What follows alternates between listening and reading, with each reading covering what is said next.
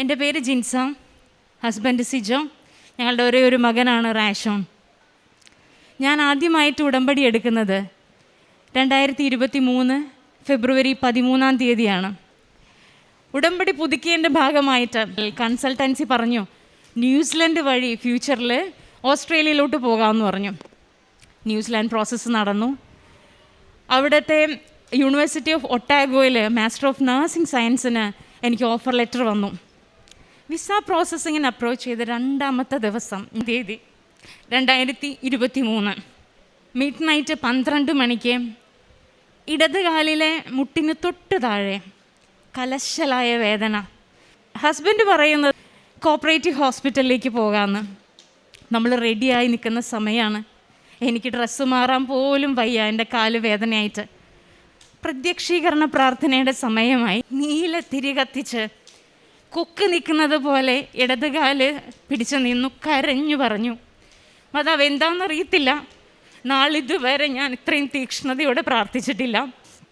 3 പ്രാവശ്യം അശരീരി പോലെ MOACMC കോലഞ്ചേരിയിൽ ഒരു ഹോസ്പിറ്റലാണ്.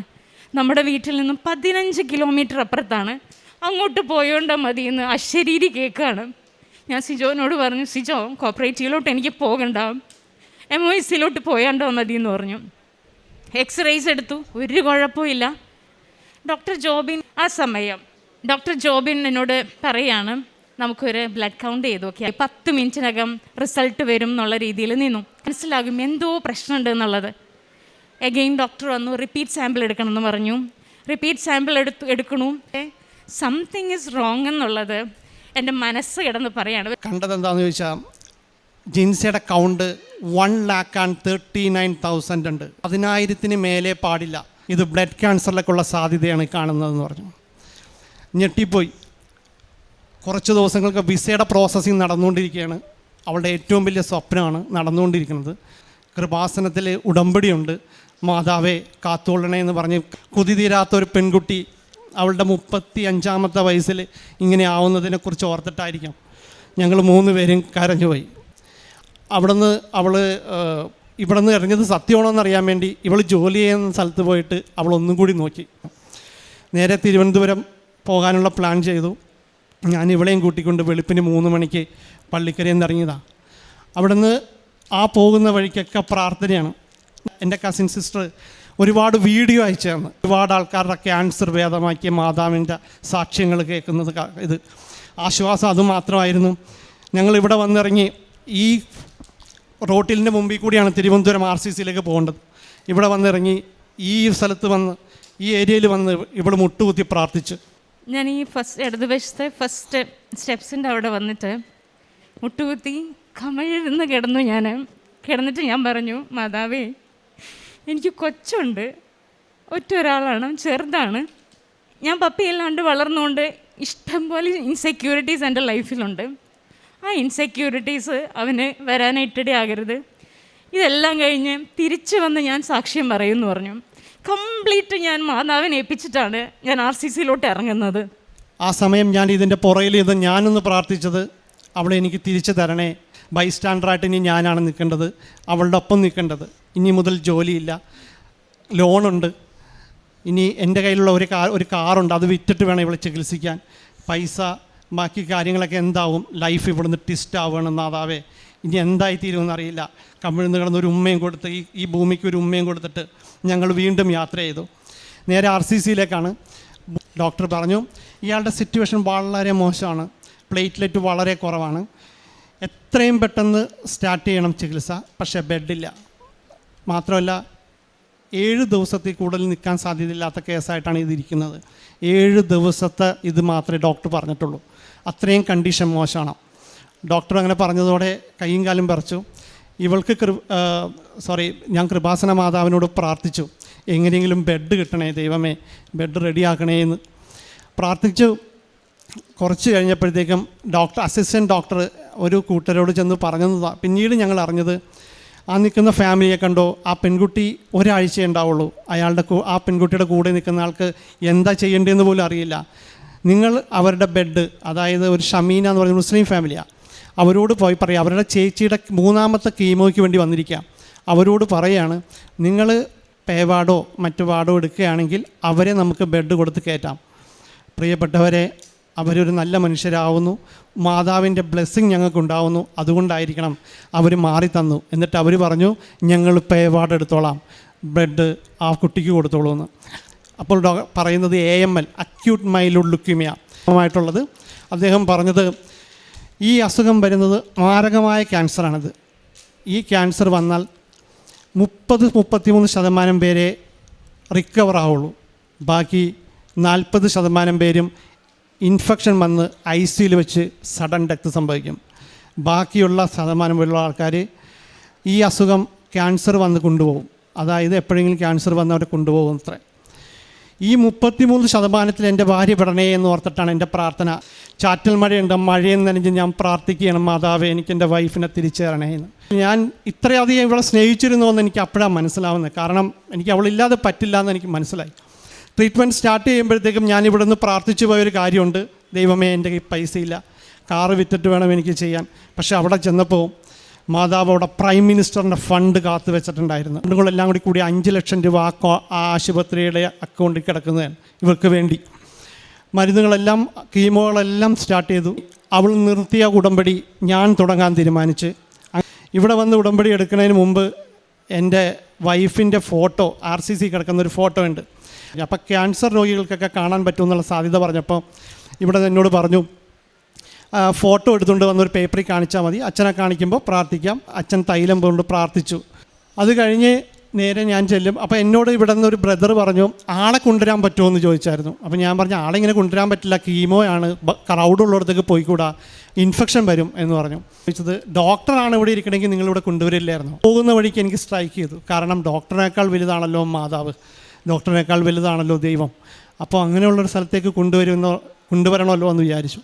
എൻ്റെ ഉടമ്പടിയുടെ ഭാഗമായിട്ട് ഞാൻ ബൈബിൾ വായിക്കാൻ തുടങ്ങിയപ്പോൾ അതിനകത്ത് കിട്ടിയത് ജൈറസിൻ്റെ മകളെ സുഖപ്പെടുത്തുന്ന ഒരു അധ്യായമാണ്. അതിനകത്ത് എഴുതിയിരിക്കുന്നത് 12 വർഷം സ്രാവക്കാരിയായ സ്ത്രീ ക്രിസ്തുവിൻ്റെ ഉടുപ്പിൽ തൊട്ടപ്പോഴത്തേക്കും സുഖം പ്രാപിച്ചതാണ്. വിശ്വാസത്തിനാണ് അത്ഭുതമുള്ളത് എന്ന് മനസ്സിലായി.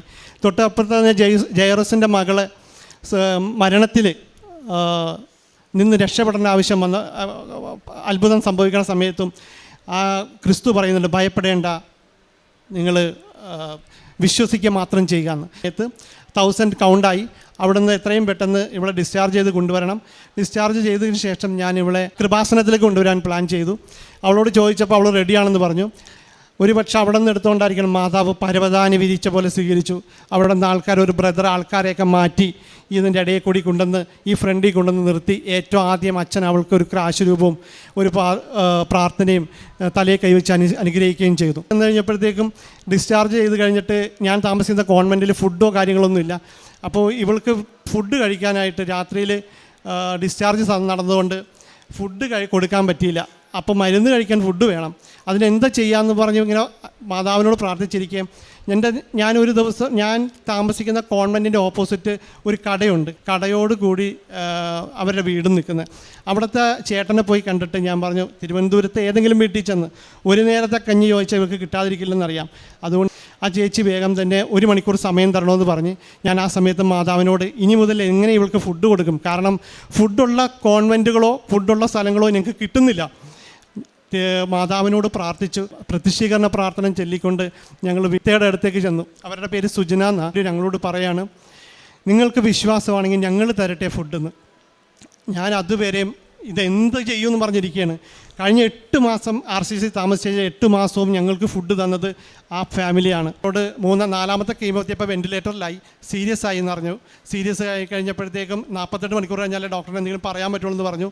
വീണ്ടും ഞാൻ ഉടമ്പടി വന്ന് ഇവിടെ ഒന്ന് പുതുക്കി ഉടമ്പടി തൈലമായിട്ട് ICUയിൽ വെച്ച് ഇവിടുത്തെ നേഴ്സിൻ്റെ അടുത്ത് കൊടുത്തിട്ട് ഞാൻ പറഞ്ഞു, ഇതൊന്ന് അവളുടെ കാലയിലും മേത്തൊക്കെ ഒന്ന് പുരട്ടാവോ സിസ്റ്റർ എന്ന് പറഞ്ഞു. ആ സിസ്റ്റർ അത് പുരട്ടി. അവൾ കുറച്ച് ദിവസങ്ങൾക്കകം തന്നെ റിക്കവറായി. അതിൽ നിന്ന് തിരിച്ചു വന്ന് അവിടുത്തെ സിസ്റ്റർ പറയുന്നത് മിറാക്കിൾ ബേബി എന്നാണ് ഇവളെ. പിന്നീട് അവിടെ വെച്ച് തന്നെ രോഗിലേപനവും കുമ്പസാരവും അവിടെ വെച്ച് തന്നെ നടത്തി. ഡോക്ടർ അവസാനം പറഞ്ഞു, നിങ്ങൾ ട്രാൻസ്പ്ലാന്റ് ചെയ്യണമെന്ന് പറഞ്ഞു. എനിക്ക് ഒരേ ഒരു ചേച്ചി ഉള്ളത് കൊണ്ട് ചേച്ചിയുടെ HLA മാച്ചിങ് ആണോ എന്നുള്ള ടെസ്റ്റാണ് അതിനു വേണ്ടി കൊടുത്തു. ഞങ്ങൾ തമ്മിൽ വലിയ മാച്ചൊന്നുമില്ല, ചെയ്യാൻ പറ്റത്തില്ല.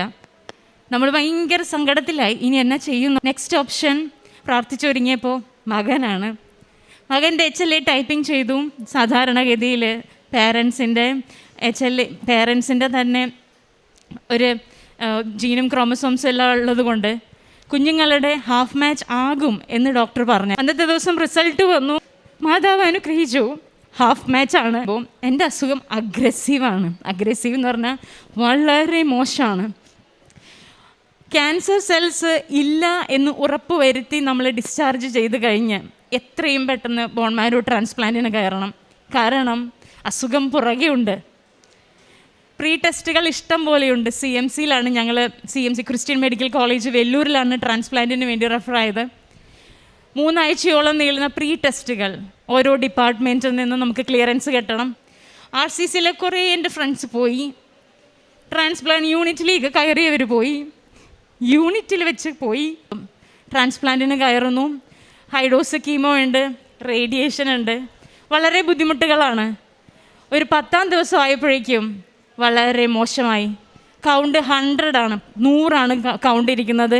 പതിയെ കയറണം. അതായത് ഗ്രാഫ്റ്റ്, റാഷോണിൻ്റെ സെല്ലുകൾ എൻ്റെ ബോഡി അക്സെപ്റ്റ് ചെയ്യണം, സ്വീകരിക്കണം. തമ്പുരാൻ്റെ കയ്യിലുള്ള കാര്യമാണ്. മാതാവിനെ വിട്ടുകൊടുത്തേക്കാണ്. കസിൻസ് എല്ലാം അഖണ്ഡ ജപമാല ചൊല്ലാണ് എനിക്ക് വേണ്ടിയിട്ട്. കൃപാസന മാതാവിന് വേണ്ടി പ്രത്യേകം പ്രാർത്ഥിക്കുകയാണ്. ഒരു ദിവസം 100-ലായിരിക്കുന്ന കൗണ്ട് ഡോക്ടേഴ്സ് പറഞ്ഞു, ഇനി നമ്മുടെ കയ്യിലൊന്നുമില്ല, പ്രാർത്ഥിക്കുക.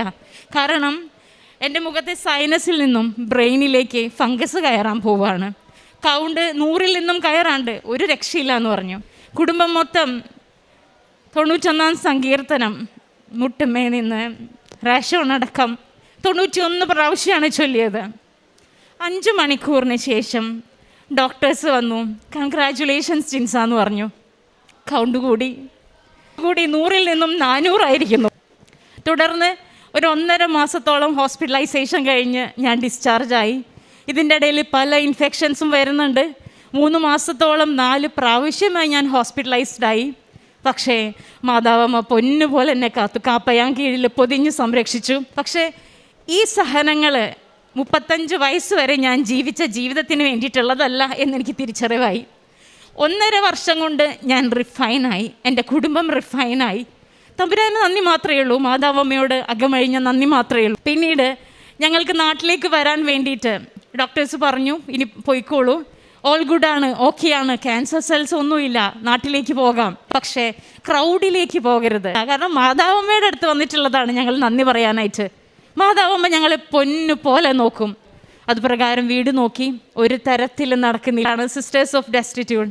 അവിടുത്തെ മദർ ഹൗസിൽ ചുറ്റും മരങ്ങളുള്ള, നടക്കാൻ സൗകര്യമുള്ള, തണലുള്ള, തണുപ്പുള്ള ഒരു സ്ഥലത്തേക്ക് ഞങ്ങൾക്ക് താമസം മാറ്റാൻ പറ്റി. CMCയിലെ പൈസ എന്ന് പറയുന്നത് ജസ്റ്റ് ട്രാൻസ്പ്ലാന്റിന് വേണ്ടി മാത്രം നമ്മൾ ഫിക്സ്ഡ് കൊടുക്കേണ്ടത് 25 ലക്ഷം രൂപയാണ്. നമ്മളെ കൊണ്ട് കൂട്ടിയാൽ കൂടത്തില്ല. 50 ലക്ഷം രൂപ പിരിക്കണം. ഇനി നാട്ടിലെത്തിയപ്പോൾ ആ സമയം എനിക്ക് ബ്രസ്റ്റിൽ ഒരു പെയിൻ വന്നു. എഗെയിൻ ആസ്റ്ററിലേക്ക് പോയി മെഡിക്കൽ ഓങ്കോളജിനെ കണ്ടു. ഡോക്ടർ പറഞ്ഞു ട്രാൻസ്പ്ലാന്റ് ആദ്യം നടക്കട്ടെ, കാരണം ജീവനാണ് ആദ്യം മുഖ്യം. 6 മാസത്തിന് ശേഷം നോക്കാമെന്ന് പറഞ്ഞു. ഇപ്പോൾ അത് വിട്ടേക്കാൻ പറഞ്ഞു. ആ റിപ്പോർട്ടായിട്ട് ഞാൻ ആസ്റ്റർ മെഡ്സിറ്റിയിൽ ഡോക്ടറിൻ്റെ ഫ്രണ്ടിലിരിക്കുമ്പോൾ ഇനിയിപ്പോൾ എന്ത് നോക്കാനാണ്, കാരണം ജീവിതം കൈ വിട്ടു പോവുകയാണ്. ഒന്നിന്മേലൊന്നായിട്ട് കയറി വരികയാണ്. ഞാൻ ആ റിപ്പോർട്ട് വെച്ചിട്ട് വാട്സാപ്പിൽ ഒരു സ്റ്റാറ്റസ് ഇട്ടു, എൻ്റെ ഫോട്ടോ അടക്കമുള്ളത്. I need some help, assistance വേണം, ഫൈനാൻഷ്യലി ഭയങ്കര ക്രൈസിസിലാണെന്നുള്ളത്. കസിൻ ബ്രദറായ ജെയിംസ് വളരെ എളുപ്പം തന്നെ കമ്മിറ്റി രൂപീകരിച്ചു. നാനാജാതി മതസ്ഥർ, ഹിന്ദുവെന്നോ മുസ്ലിമെന്നോ എല്ലാവരും ഉണ്ട്, MLA അടക്കം. വളരെ ഫാസ്റ്റായിട്ട് കാര്യങ്ങൾ മൂവ് ചെയ്തു. എനിക്ക് 50 ലക്ഷം റീച്ച് ചെയ്തത് വെറും 2 ദിവസം കൊണ്ടാണ്. ആ പൈസയും കൊണ്ടാണ് നമ്മൾ ട്രാൻസ്പ്ലാന്റിന് പോകുന്നത്. ട്രാൻസ്പ്ലാന്റ് കഴിഞ്ഞു, തിരിച്ചു വന്നു, നാട്ടിലെത്തി. മദർ ഹൗസിൽ അടുത്ത് തന്നെ പള്ളിയുണ്ട്. ഞാൻ ഒരുപാട് ആഗ്രഹിച്ചതാണ്. പള്ളിയുണ്ട്, വിശുദ്ധ കുർബാനയ്ക്ക് പോവും, തിരിച്ചു വരും. ആ വിശുദ്ധ കുർബാനയിൽ ഉൾപ്പെട്ടപ്പോൾ ഞാൻ ദിവ്യകാരുണ്യം സ്വീകരിച്ച് തിരിച്ചു വന്ന സമയം മുല്ലപ്പൂ മണം 5 സെക്കൻഡ് അല്ല, 1 മിനിറ്റാണ്. വളരെ മാതാവിൻ്റെ പ്രസൻസ് ഫീൽ ചെയ്ത സമയമാണ്. മാതാവ് എൻ്റെ ഒപ്പമുണ്ടെന്നുള്ളത്. കാരണം ആ സമയത്ത് 15 വർഷം മുന്നേ വന്ന എൻ്റെ ചിക്കൻ ബോക്സ് ഇമ്മ്യൂണിറ്റി ഇല്ലാത്തത് കൊണ്ട് തിരിച്ചു വന്നേക്കാണ്. ആസ്റ്ററിൽ പോയി 1.5 മാസം ആസ്റ്റർ ഹോസ്പിറ്റലിൽ കംപ്ലീറ്റ് 7 ദിവസത്തിൽ 4 ദിവസം ഹോസ്പിറ്റലിലായിരുന്നു. ആ സമയത്താണ് എനിക്ക് മാതാവിൻ്റെ പ്രസൻസ് മുല്ലപ്പൂമണായിട്ട് കിട്ടിയത്. ഈ ഹെർപ്പസ് സോസ്റ്റർ എന്ന് പറയുന്ന ഈ ഇൻഫെക്ഷൻ ഇമ്മ്യൂണിറ്റി ഇല്ലാത്തവർക്ക് നെർവും കൂടെ ഇൻവോൾവ് ചെയ്യും. നെർവ് ഇൻവോൾവ് ചെയ്യുന്ന സാധാരണഗതിയിലുള്ള പെയിൻ അല്ല. C6 ആണ് എനിക്ക് ഇൻവോൾവ് ചെയ്തത്. അത് പ്രകാരം വലത് ഭാഗത്തെ നെക്ക്, ഷോൾഡർ, ചെസ്റ്റ്, കയ്യ് ഇത്രയും ഭാഗം അഫക്റ്റ് ചെയ്യും. മരണവേദനയാണ്.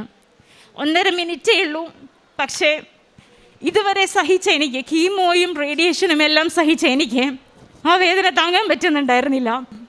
ഒരു ദിവസം 2 പ്രാവശ്യം മുതൽ 5 പ്രാവശ്യം വരെ ആ വേദന വരും. അങ്ങനെ ഒരു ദിവസം വെളുപ്പിന് 2:30 മണിക്ക് പെയിനാണ്. അവിടെ ആ സമയത്ത് ഞാൻ RCCന്ന് വിശ്വാസം മൂലം ആദ്യ കീമോ കഴിഞ്ഞ് വന്ന ഈ കാശുരു എൻ്റെ കയ്യിലോട്ട് വെച്ചു. വണ്ടർഫുൾ എക്സ്പീരിയൻസ് ആയിരുന്നു. ഓൾ ഓഫ് എ സഡൻ ആ പെയിൻ നിന്നു.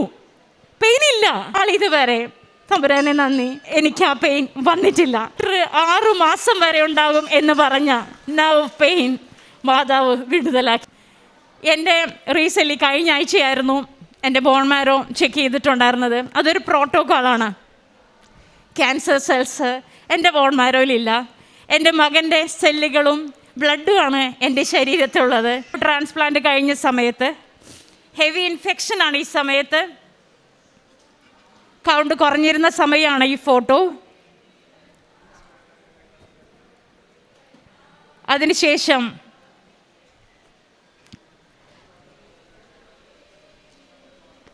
റേഡിയേഷൻ എല്ലാം കഴിഞ്ഞ് മോശമായി തുടങ്ങി. മുടിയൊന്നും ഇല്ല.